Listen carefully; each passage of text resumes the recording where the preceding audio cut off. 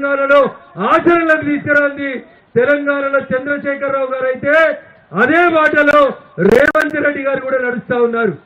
కాబట్టి నాటి TRS party 10 సంవత్సరాల్లో ఎంత బదనామైందో 10 నెలలలో రేవంత్ నాయకత్వంలో కాంగ్రెస్ పార్టీ కూడా అంతే బదనామైంది. అందుకని ఆ రెండు ప్రభుత్వాలకి భిన్నంగా ప్రతి చేనుకి నీరు, ప్రతి రైతుకి చేతికి పని ఇవ్వాలనేటువంటి లక్ష్యంతో భారతీయ జనతా పార్టీ నరేంద్ర మోడీ గారి నాయకత్వంలో దేశవ్యాప్తంగా అనేక సంస్కరణలు తీసుకొచ్చి రైతులకి 10 ఏళ్ల యూపీఏ ప్రభుత్వంలో ఉన్న ధరకి డబ్బులు ఇచ్చి ఎంఎస్పీని తీసుకొచ్చి రైతులను ఆదుకునేందుకు పనిచేస్తున్నటువంటి ప్రభుత్వం భారతీయ జనతా పార్టీ ప్రభుత్వం.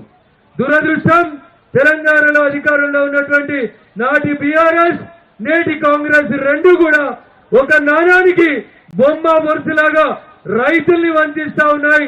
పేరుకు రైతుల పేరు చెప్తా ఉన్నాయి తప్ప ఎక్కడ కూడా రైతన్నలకి న్యాయం జరుగుతలేదు.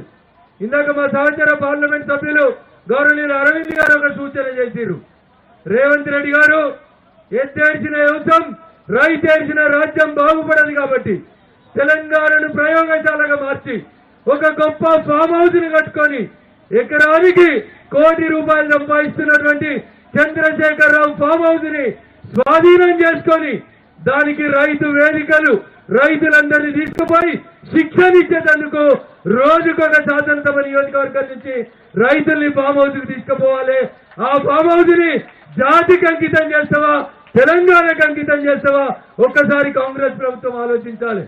అందుకని దయచేసి టిఆర్ఎస్ పార్టీ చేసిన తప్పుల్నే రేవంత్ రెడ్డి గారి ప్రభుత్వం కూడా కొనసాగిస్తుంది అని చెప్పడానికి ఇంకొక 2 ఉదాహరణల్ని మనం ఖచ్చితంగా ప్రజల్లోకి తీసుకెళ్లాలి. చంద్రశేఖరరావు గారి ప్రభుత్వం చెప్పింది ప్రతి నియోజకవర్గంలో ఒక నియోజకవర్గాన్ని సెలెక్ట్ చేస్తే 1,00,000 ఎకరాలకి నీళ్లు ఇస్తామని కాళేశ్వరం అనేటువంటి ఒక ప్రాజెక్టు పేరు చెప్పి 1,00,000 కోట్లు నాటి ప్రభుత్వం ఖర్చు చేసింది.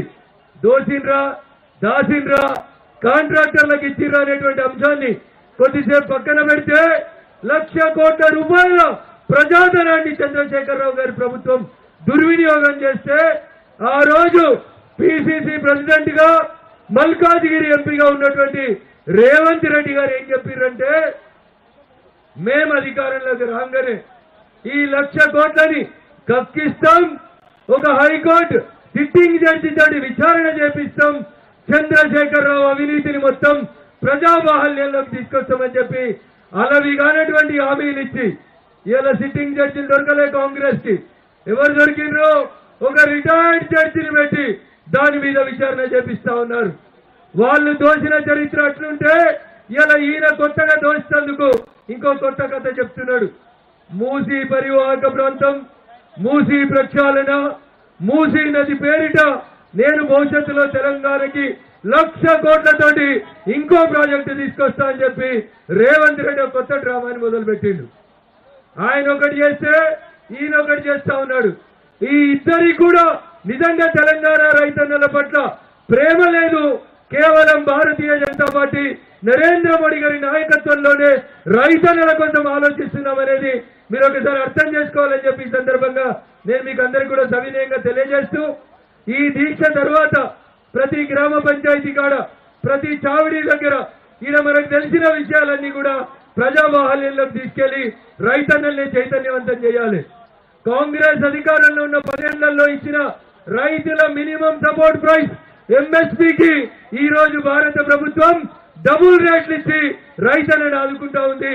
కానీ కాంగ్రెస్ పార్టీ వరంగల్ డిక్లరేషన్ పేరిట కాంగ్రెస్ మేనిఫెస్టో పేజీ నెంబర్ 6లో రాసినట్టు ప్రతి రైతుకి ఓట్లకి క్వింటాల్కి 500 రూపాయలు ఇస్తామని మేనిఫెస్టో వరంగల్ రైతు డిక్లరేషన్ లో చెప్పి ఇవాళ బోనస్ పేరిట ఇస్తాన్న 500ని ఎట్లా ఎగ్గొడదామని చెప్పి దొడ్డట్లకి ఇయ్యం, సన్నట్లకి ఇస్తాం అని ఇట్లా కొత్త రకమైనటువంటి సన్నాయి నొక్కులు నొక్కుతుంది కాంగ్రెస్ పార్టీ.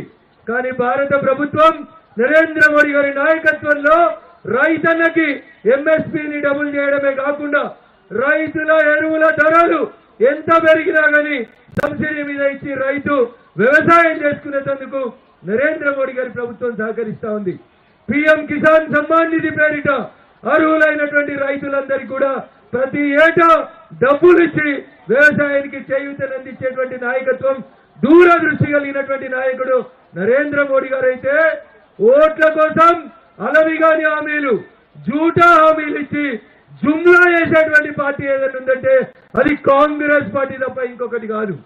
కాంగ్రెస్ అంటేనే 420 జనాలు నమ్మాల్సినటువంటి పరిస్థితిని 10 నెలలలో కాంగ్రెస్ పార్టీ తీసుకొచ్చింది. అందుకని దయించి రైతన్నలారా ఆలోచించుండ్రి.